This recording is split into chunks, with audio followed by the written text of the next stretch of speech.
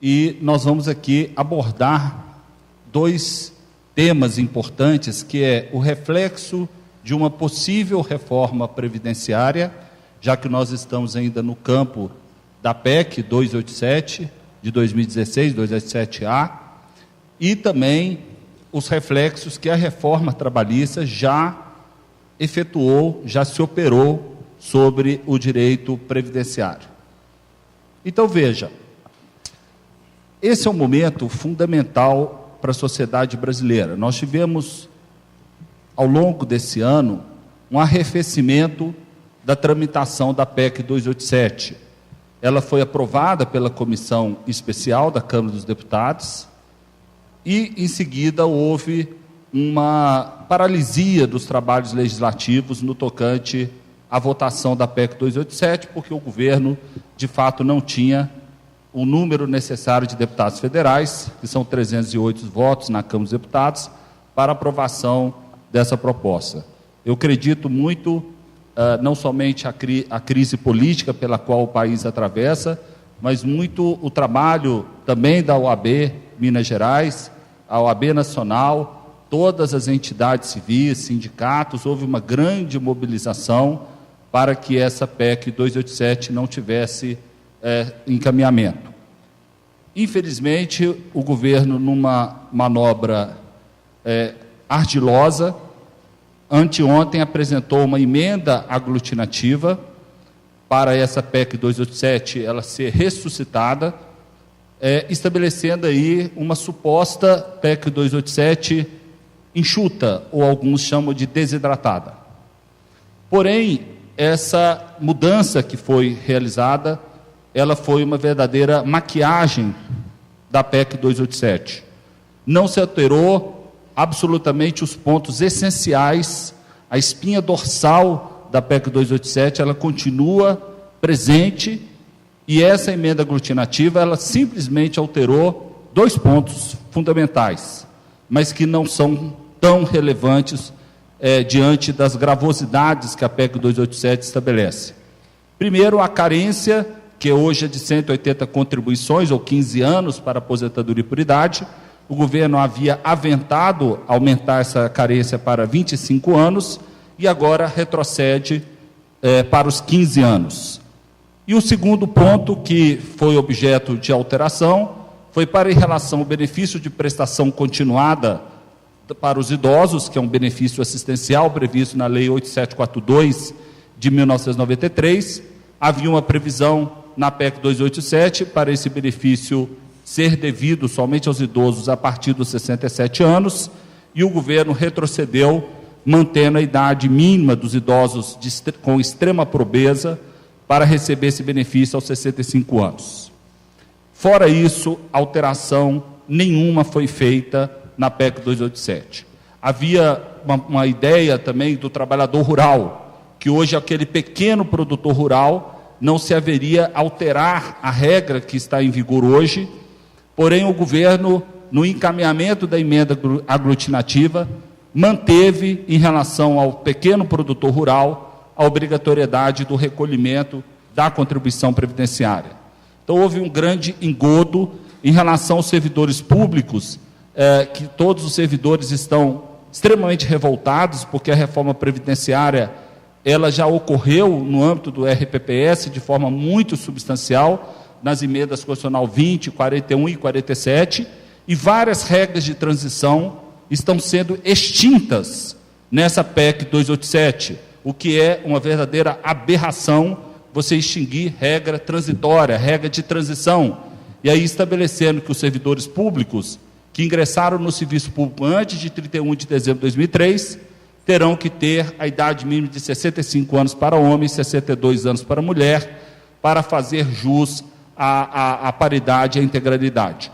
Então, nós temos hoje uma PEC, essa PEC 287, ou seja, essa emenda aglutinativa, ela foi vendida como uma desidratação dessa PEC 287, mas isso não se operou, não ocorreu, e o governo tenta revitalizar a reforma previdenciária. Acredito que a própria previsão de se manter regras especiais para parlamentares, ou seja, um regime de previdência que já deveria ter sido extinto desde o advento da emenda constitucional número 20 de 98, além de todas as mentiras que foram veiculadas e que foram muito bem trabalhadas na CPI da Previdência, fará com que, se a sociedade brasileira assim se mobilizar, que essa PEC 287 ela não seja aprovada nesse ano, e se não for nesse ano, acredito que não será no ano subsequente, que será o ano eleitoral. Mas aqui nós vamos tratar, portanto, de um dos modelos mais importantes de distribuição de renda no Brasil, que é o modelo da Previdência Social, que é um dos subsistemas de seguridade social que temos no Brasil. A Previdência Social, após a Constituição Federal de 88, é hoje a principal política de distribuição de renda em vigor no Brasil. Então, se nós não estamos numa condição tão ruim em termos de concentração de renda, e de fato estamos, mas se nós não estamos pior, é por causa das políticas de previdência social, até mais do que as políticas de assistência social. A Previdência Social hoje, ela representa a força motriz que gera o funcionamento de mais de 77% dos municípios brasileiros, que recebe recursos da Previdência Social, mais recursos da Previdência Social do que o repasse para o Fundo de Participação do município. Ou seja, no momento de crise econômica, no momento de crise de consumo, onde você tem uma retração da atividade econômica, você desmantelar esse sistema de proteção social, a meu ver, é apenas agravar a crise social e econômica pela qual o país atravessa. Bem, aí nós vamos aqui analisar alguns pontos, então, em que a PEC 287 vai influenciar se aprovada for, no contrato de trabalho. Primeira questão, isso aqui é o que nós chamamos de emenda Jabuti, né? Ou seja, uma emenda que não era para constar na reforma previdenciária, porém ela foi inserida por ocasião dos trabalhos da comissão especial na Câmara dos Deputados, prevendo que o aposentado, isso mudando especificamente um parágrafo, um artigo 10, o parágrafo 4º do artigo 10 do ADCT, estabelecendo que o aposentado que vier a ser demitido não terá direito à multa rescisória. Esse é um impacto dos mais significativos que nós poderíamos vislumbrar sobre o contrato de trabalho, se a reforma previdenciária ela for aprovada. Isso tem gerado um pânico entre muitos aposentados que hoje trabalham em empresas, e as empresas têm utilizado isso como um artifício, vamos dizer, até de coerção. Eu vou dar um exemplo, no plano de demissão voluntária de algumas empresas, os aposentados todos estão aderindo. Por quê? Porque se a PEC 287 for aprovada, eles não terão direito à multa rescisória dos 40% do FGTS, né, conforme dispõe esse parágrafo 4º do artigo 10 do ADCT.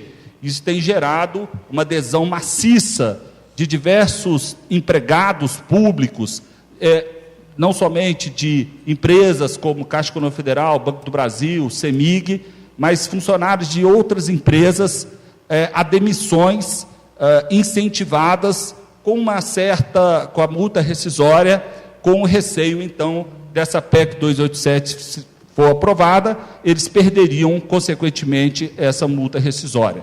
Veja que esse assunto já foi julgado pelo Supremo Tribunal Federal na ADI 1721, no sentido de que a rescisão do contrato de trabalho não deve impactar na relação jurídica previdenciária, por se tratar de relações jurídicas autônomas. Eu contribuí para a Previdência Social e, consequentemente, eu faço jus a um benefício previdenciário, e essa relação jurídica previdenciária, em princípio, não pode gerar a ruptura da minha relação de contrato de trabalho. E aí nós temos um retrocesso absurdo nesse sentido, constitucionalizando um tema que já foi julgado pelo Supremo Tribunal Federal, de que uma vez que eu, aposentado, continuo trabalhando, se eu for demitido, eu tenho direito à multa dos 40%, que na verdade é 50%, sendo que 10% é a título de contribuição social, e o fato de eu estar aposentado não isenta a empresa do pagamento dessa multa rescisória. É decisão do Supremo Tribunal Federal, partindo-se dessa premissa da autonomia da relação jurídica previdenciária, que é de caráter contributivo, e a relação jurídica de trabalho. Mas com a aprovação desta emenda constitucional, nós vamos ter efetivamente uma positivação no texto constitucional dessa norma e, consequentemente, antes o Supremo havia se pronunciado sobre um artigo da CLT que havia previsão de ruptura do contrato de trabalho por ocasião da aposentadoria voluntária. O Supremo declarou a inconstitucionalidade desse artigo. Agora, isso sendo previsto na própria Constituição, no ADCT, aí, consequentemente, haverá essa repercussão para o contrato de trabalho, retirando o direito dos aposentados à multa rescisória por ocasião de uma despedida sem justa causa. Então, esse seria, vamos dizer, a primeira repercussão mais clara, mais nítida da reforma previdenciária sobre o contrato de trabalho para aqueles segurados que já se encontram aposentados pelo regime geral de previdência social. Nós temos aqui também uma preocupação muito grande com a questão das verbas de natureza salarial. Hoje vigora aí uma súmula da Advocacia Geral da União, que na reclamação trabalhista até o trânsito em julgado, as partes são livres para discriminar as naturezas objetas do acordo judicial para efeito de cálculo de contribuição previdenciária. Veja, essa liberdade, ela precisa ser tomada com muito cuidado, porque isso vai repercutir exatamente no valor do benefício do segurado da Previdência Social. Então, é muito comum muitas pessoas nos procurarem com essa preocupação. Eu fiz um acordo na Justiça do Trabalho, estabeleci verbas ali de natureza indenizatória, de uma forma muitas vezes aleatória, sem um critério objetivo, sem que haja uma consonância com o que foi requerido na petição inicial, e isso vai repercutir negativamente no cálculo do benefício do segurado. Por que eu estou a ressaltar a importância para vocês, advogados trabalhistas, com relação a essa provável mudança que poderá ocorrer na legislação previdenciária? Veja, hoje a legislação previdenciária estabelece que 80% do período contributivo, a partir de julho de 94, entra no cálculo da aposentadoria por tempo de contribuição, por idade, auxílio-doença, aposentadoria por invalidez. Ou seja, o INSS, quando ele faz o cálculo da aposentadoria, nos termos lá do artigo 29 da Lei 8.213, ele leva em conta 80% do período contributivo correspondente aos maiores salários de contribuição e descarta, por via de consequência, 20% dos menores salários, que hoje corresponderia a 56 salários de contribuição de julho de 94 em diante. Então, suponhamos que vocês façam um acordo com um cliente na Justiça do Trabalho, que é homologado pelo Juiz do Trabalho, e que esse prazo seja em torno de 4 anos e meio, dizendo que o seu cliente recebeu um salário mínimo, o restante é verba indenizatória. Em princípio, isso não comprometeria o valor da aposentadoria dos seus clientes, porque hoje são descartados 56 salários de contribuições, que corresponde aproximadamente a 4 anos e meio. Com a aprovação da PEC 287, nós temos uma mudança abrupta, e para mim, inconstitucional, porque ela tem efeito retroativo, no seguinte sentido: a média dos benefícios previdenciários passa a levar em consideração 100% de todos os salários de contribuição de julho de 94 em diante, e não mais 80% dos maiores salários de contribuição. Então, lembra aqueles 56 salários que eu mencionei, que seriam descartados do cálculo da aposentadoria? Com a aprovação da PEC 287, se for aprovada, esses salários vão incorporar no valor do benefício. Então, isso também é uma implicação direta da reforma previdenciária sobre o contrato de trabalho. Por quê? Porque o trabalhador ele vai estar agora ciente, ou deveria estar ciente, na verdade, ele nem mesmo sabe qual a regra de cálculo que está em vigor hoje. Muitos ainda dizem que a aposentadoria vai ser calculada pela média dos últimos 36 salários, que isso acabou lá em 29/11/99. Não, pega-se desde julho de 94 e só descarta os 58 menores salários. Mas com a PEC 287, esses menores salários também entrarão na sua média salarial. Então isso é um impacto relevante, um impacto expressivo, quando vocês estiverem defendendo o interesse dos seus clientes.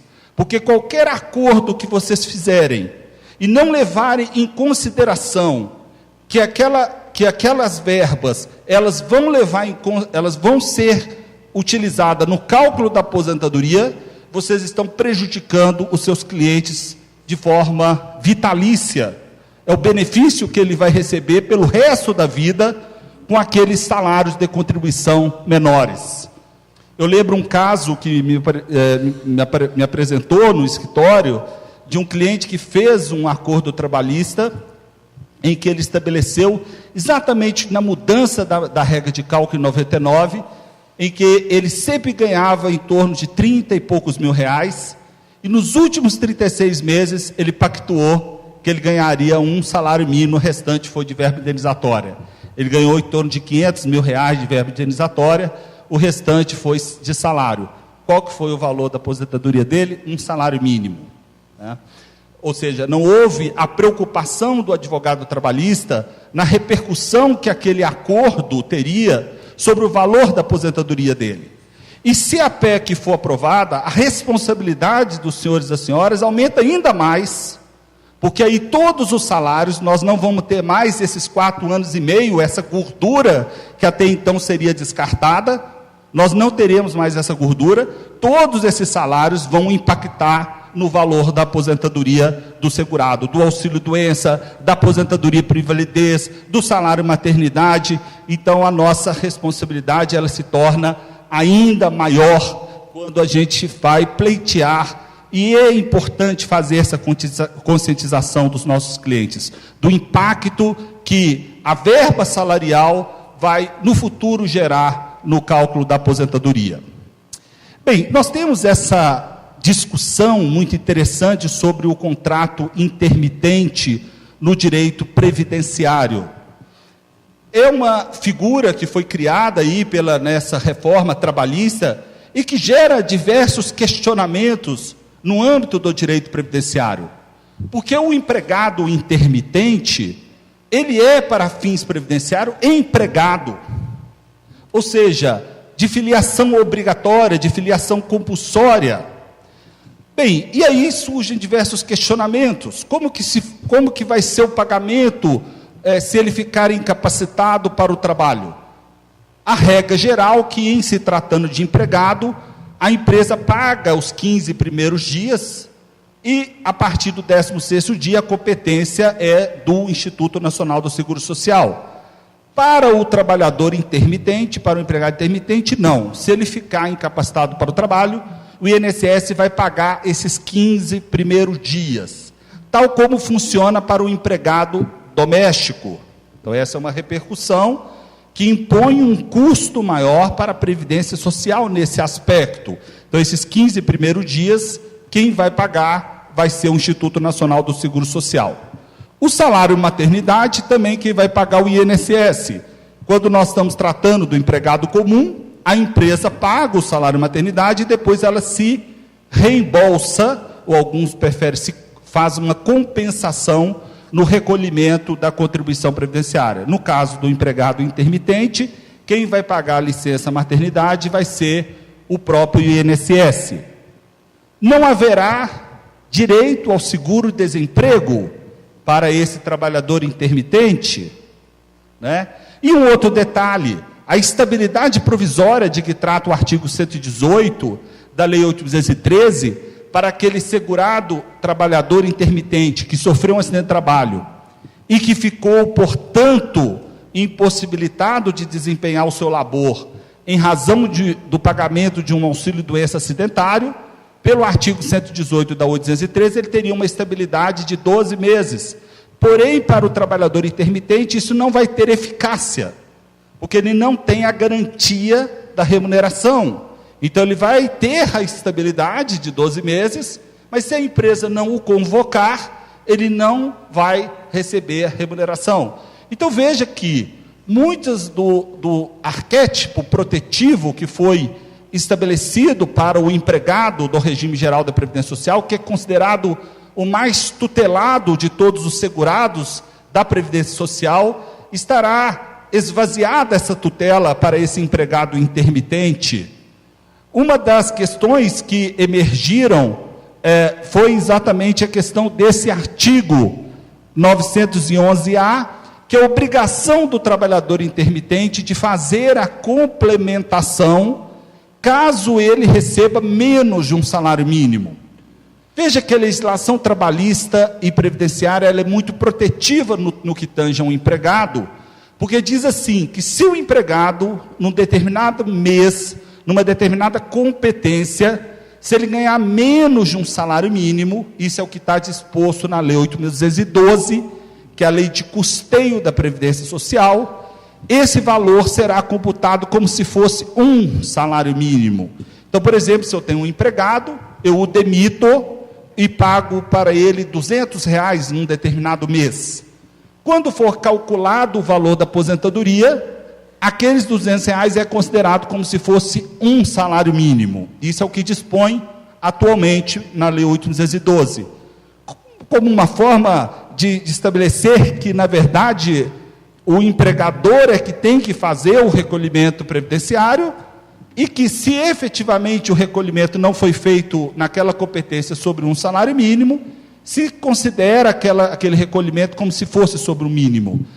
Nós estamos aí diante de uma ficção jurídica, mas como um mecanismo de proteção ao empregado. Mas isso acabou. Com essa mudança, aliás, essa mudança feita pela MP 808, de forma totalmente, de uma tecnia muito grande, porque ela estabeleceu esse dispositivo na CLT, mas nem se deu ao trabalho de modificar a Lei 8.212, de 24 de julho de 91, essa legislação que está em vigor pela MP 808, estabelece que caberá ao empregado, e agora não só o intermitente, a todos os empregados, inclusive empregados comuns, a fazer a complementação, caso aquele mês ele receba menos de um salário mínimo. E aí o parágrafo 2º estabelece a consequência para esse empregado intermitente, se ele não fizer o recolhimento sobre um salário mínimo. Ou seja, aquele mês não será computado no valor da aposentadoria dele, não terá nenhum efeito previdenciário, não terá nenhuma eficácia previdenciária, ou seja, não vai ser contado como carência, não vai ser contado como tempo de contribuição, não vai ser contado para a manutenção da qualidade de segurado. Veja que isso é algo muito preocupante num país em que a educação previdenciária é muito escassa no Brasil. Hoje nós temos 40 milhões de brasileiros que estão na informalidade e que não contribuem para a Previdência Social. Então o governo, ao invés de investir em amplas campanhas de educação previdenciária, visando a inclusão desses 40 milhões de brasileiros que estão à margem da cobertura previdenciária, ele cria uma outra categoria de segurado, empregado, que também estará à margem da proteção previdenciária, este sim contribuindo, mas se ele não fizer a complementação, aquela contribuição até atingir o salário mínimo, aquela contribuição não será computada para fins de aposentadoria. Então nós podemos chegar a uma situação teratológica, a uma teratologia de um segurado que tem 25 anos de contribuição, 15 anos de contribuição, e no entanto ele não vai poder se aposentar, porque ele não contou nada para fins de carência, porque todas as contribuições, elas foram efetuadas abaixo do salário mínimo, né? Então essa questão nos preocupa muito, porque Porque o esforço era exatamente de aumentar a arrecadação previdenciária. Nós estamos falando de reforma da Previdência, nós estamos buscando fonte de custeio para robustecer os cofres da Previdência Social. E esse governo, ele faz exatamente o contrário. Ele elimina, ele coloca em xeque a principal fonte de custeio da Previdência, que são as contribuições previdenciárias, seja através da motivação da terceirização, porque a terceirização ela traz um problema muito grave do ponto de vista da arrecadação. Primeiro, a massa salarial ela é menor, a média salarial dos terceirizados é menor, consequentemente a arrecadação das contribuições são menores, e a maior parte das empresas que estão cedendo mão de obra, elas são vinculadas ao Simples. Então, não há o recolhimento da contribuição patronal de 20%. Então, quando você admite a terceirização da mão de obra, da atividade fim da empresa, você está gerando dois problemas muito graves para a Previdência. Primeiro, a questão da diminuição abrupta da arrecadação da Previdência. Segundo, a questão do aumento do número de acidentes de trabalhos, que é evidente as estatísticas que demonstram que dentre os terceirizados são os mais acidentados, e isso vai gerar, consequentemente, benefícios previdenciários, como auxílio-doença, pensão por morte, aposentadoria por invalidez. Especificamente no tocante aqui a esse intermitente, me preocupa muito a proteção previdenciária desses milhões de brasileiros que poderiam ficar nesse limbo. Eles não são filiados, portanto, ao regime geral, muito embora contribuíram, houve o desconto da contribuição, a empresa pagou a contribuição patronal, mas aquela contribuição não vai ser computada. E o INSS já se manifestou que se esse segurado intermitente ele não fizer a complementação em vida e vier a falecer, não vai gerar direito à pensão por morte. Ou seja, nós vamos ter aí também milhares de pessoas desamparadas que são os dependentes desses segurados, que uma vez que eles não foram alertados a fazer essa complementação, ou não tiveram condições financeiras de fazer essa complementação, embora em tese sejam segurados obrigatórios, eles não terão amparo nenhum, seus dependentes. Tá? E é uma situação que, em alguns casos, você vai conseguir fazer essa complementação em vida, mas quando houver óbito, o INSS não aceita a complementação post-mortem. Aliás, essa figura do recolhimento abaixo do salário mínimo já existe para o autônomo, para o contribuinte individual. O contribuinte individual que ele presta serviço, ele é prestador de serviço a uma pessoa jurídica, ele tem que fazer a complementação. Então, nós criamos aí uma figura sui generis.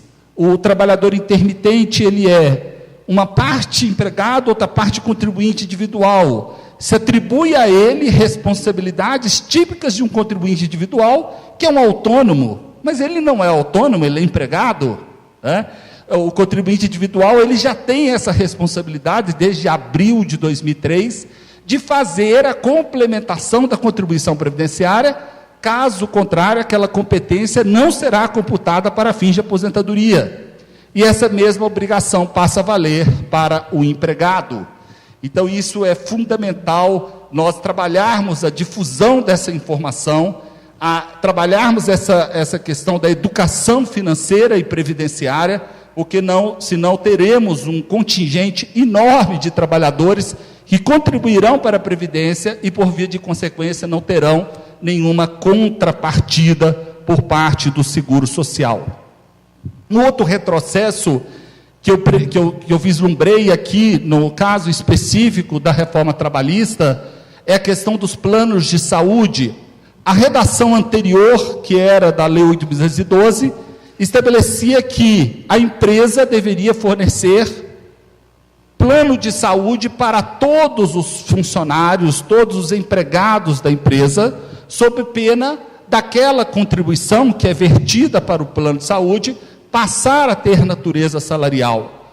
Agora não, agora a legislação ela foi flexibilizada, no sentido de permitir que o empregador forneça plano de saúde apenas a um grupo específico de empregados da sua empresa. Então, isso sob o viés do princípio da universalidade, porque essa universalização do plano de saúde para todos os empregados decorre do princípio da universalidade, que é um princípio que está inscrito no parágrafo único do artigo 194 da Constituição Federal, e esse princípio ele vai ser, então, claramente mitigado com essa modificação na legislação trabalhista, permitindo, por exemplo, que a empresa não forneça plano de saúde para os intermitentes.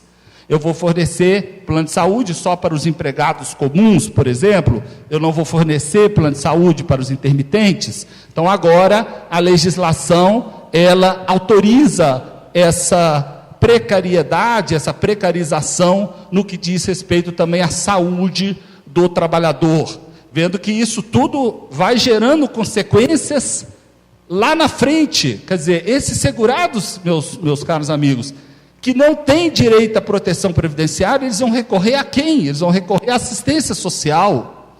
Então, nós vamos ter um aumento de gastos nas políticas de assistência social. Esse segurado que não vai ter mais plano de saúde, ele vai recorrer a quem? Ao Sistema Único de Saúde. Então, de alguma forma ou de outra, nós vamos ter o aumento de gastos com políticas de assistência social e com políticas de Sistema Único de Saúde, que infelizmente não são capazes, na atual conjuntura que o país vivencia, capazes de conferir dignidade a esses trabalhadores. Então, existe realmente um retrocesso nesse patamar civilizatório, do ponto de vista da proteção previdenciária, assistencial e também de saúde pública.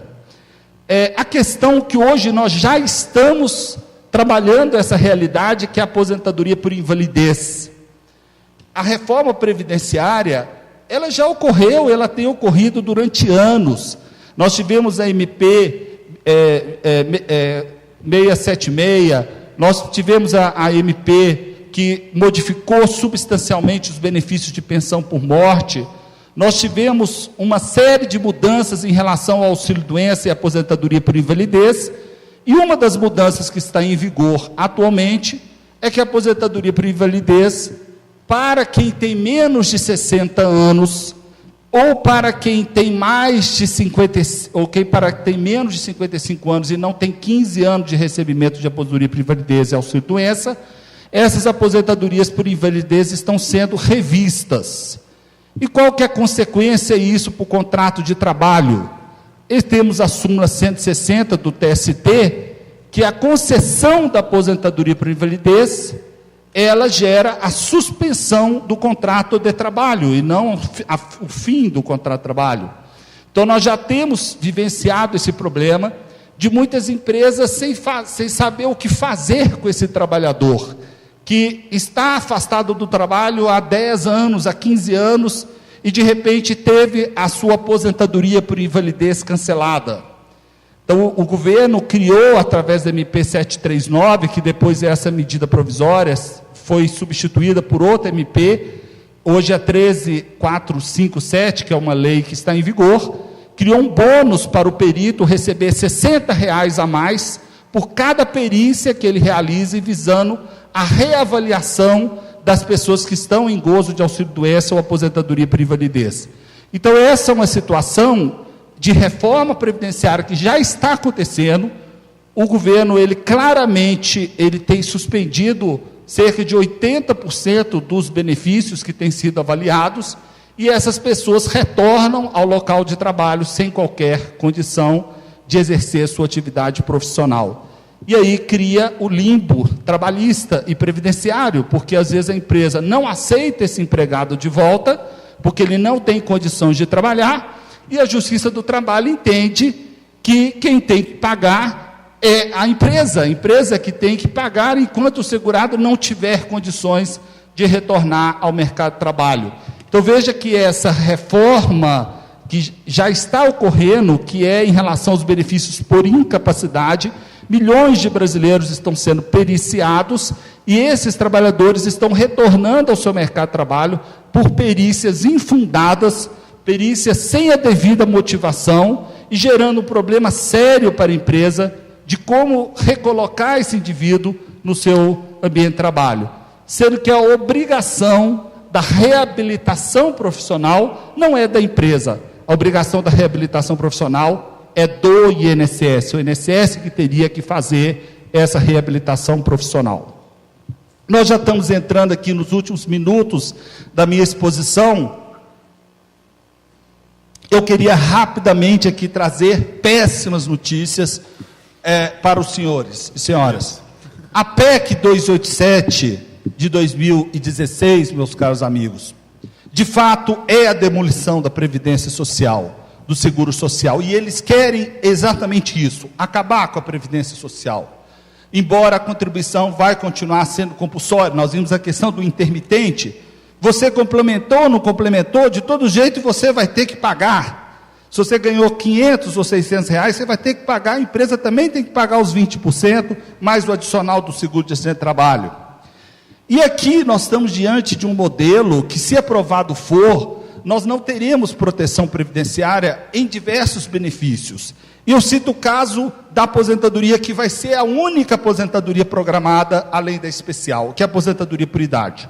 O governo quer acabar com a aposentadoria por tempo de contribuição, diz que nós somos um dos únicos países do mundo, mais 4, que temos ainda aposentadoria não vinculada à idade, ignorando que nós temos desde novembro de 99 o fator previdenciário que repercute contundentemente no valor da minha aposentadoria, dependendo da idade que eu vou aposentar. Mas o fato é que essa aposentadoria que eles estão querendo aprovar, ela estabelecerá um dos modelos mais gravosos do mundo.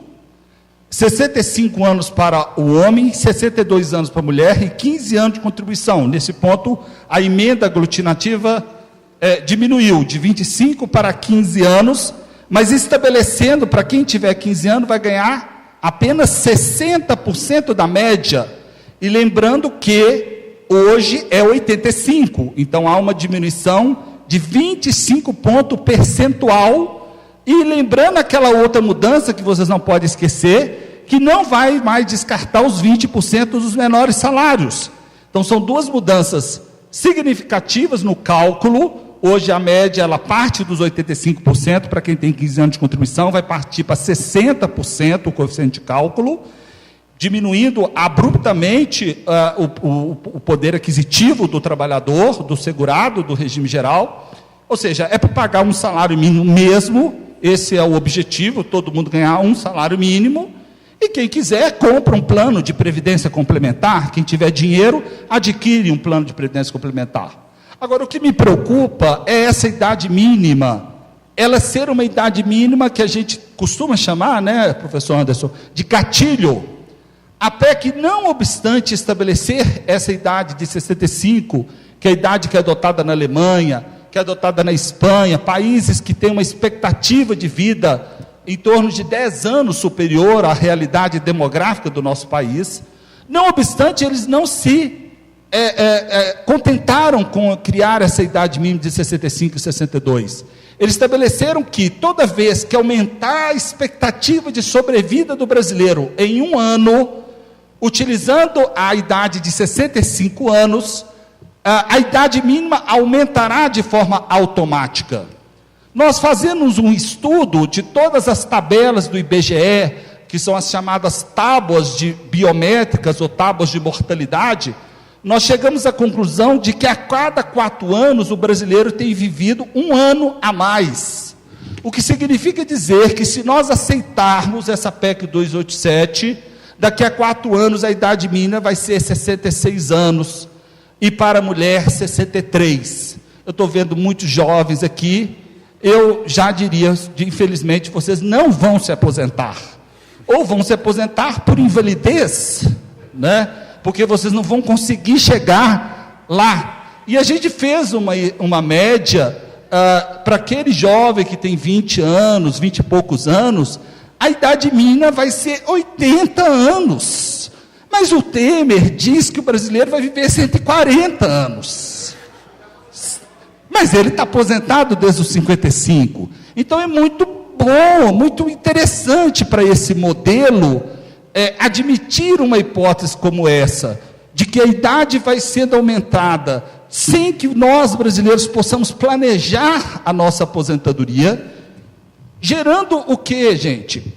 Eu pergunto aos colegas, quem tiver condição de não contribuir para a Previdência, vai contribuir para um modelo como esse, não sabendo a data que vai se aposentar, não tendo o mais importante de um modelo de previdência, que é o que nós chamamos de, está finalizado aqui, mas já vou chegar às minhas conclusões, que é a chegada à fidúcia, à confiança dentro de um sistema previdenciário. É importante que haja segurança jurídica. E se nós mudarmos as regras, nós temos que ter regras de transição para aqueles segurados que confiaram no sistema. O que nós temos aqui é uma mudança abrupta da legislação previdenciária, sem que se tenha a possibilidade de nós planejarmos a data da nossa aposentadoria, mudando regras de cálculo que contrariam a noção do planejamento da aposentadoria. Eu fico a pensar quantos brasileiros e cidadãos brasileiros me procuraram, e eu disse o seguinte: olha, falta 4 anos para o senhor aposentar, o senhor pode recolher sobre o salário mínimo, que isso não vai prejudicar a sua aposentadoria. Agora, se essa reforma for aprovada, esse indivíduo provavelmente vai me procurar, e eu estou até com medo de andar na rua, né? Porque, poxa, eu falei para ele que esses 4 anos seriam descartados da média. Agora não, o governo muda a regra antes do sujeito adquirir o direito à aposentadoria, e dizendo que não, vai entrar todos aqueles salários mínimos na sua aposentadoria. E aí eu fico mais triste ainda com a situação das viúvas que me procuraram, tantas viúvas que me procuraram e falam: doutor Roberto, eu ganho uma aposentadoria, uma pensão de R$2.000, e quero planejar minha aposentadoria. Eu quero recolher para a Previdência, para um dia receber a aposentadoria e pensão. Falei: não, excelente, vamos planejar a sua aposentadoria. A senhora vai pagando 11% sobre o salário mínimo. Quando a senhora tiver 15 anos de contribuição e 60 anos de idade, a senhora vai poder acumular pensão com aposentadoria. Agora vem o governo, diz para essa viúva: não, acabou, você não vai poder mais acumular aposentadoria com pensão, a não ser que a soma desses 2 benefícios dê 2 salários mínimos. O que é isso, gente? Isso é expropriação da contribuição previdenciária de brasileiros que confiaram no sistema, que contribuíram, que verteram suas contribuições para receber uma aposentadoria acumulada com a pensão, e agora eles vão ter que escolher entre aposentadoria e pensão. Eu também estou muito preocupado com essas viúvas que vão me procurar e vão me indagar: por que o senhor orientou eu recolher 15 anos de contribuição? Eu falei: minha filha, infelizmente eu não tenho bola de cristal. Eu não saberia que esse governo chegaria a tal nível de perversidade, de impedir que o segurado que contribuiu pudesse acumular aposentadoria com pensão. Porque quando a gente contribui para a nossa aposentadoria, mas também nós contribuímos para os dependentes. Então, meus amigos, reforma da Previdência, não vou aqui entrar em detalhes econômicos e aspectos políticos e ideológicos, porque não vai dar tempo. A reforma da Previdência, ela precisa, mas ela precisa começar, sobretudo, na gestão, no custeio, nos refis desenfreados, que apenas motivam a sonegação previdenciária, que representa hoje um quantitativo de 500 bilhões de reais a menos que são arrecadados para o Brasil. Então, nós precisamos trabalhar educação previdenciária, fortalecer o nosso sistema. Nós temos um modelo de seguro social que é um dos mais avançados do mundo, com microempreendedor individual, com Simples Nacional, com diversos programas de inclusão previdenciária que nós conquistamos ao longo dos anos. E isso tudo está sob ameaça com a PEC 287 de 2016. Muito obrigado.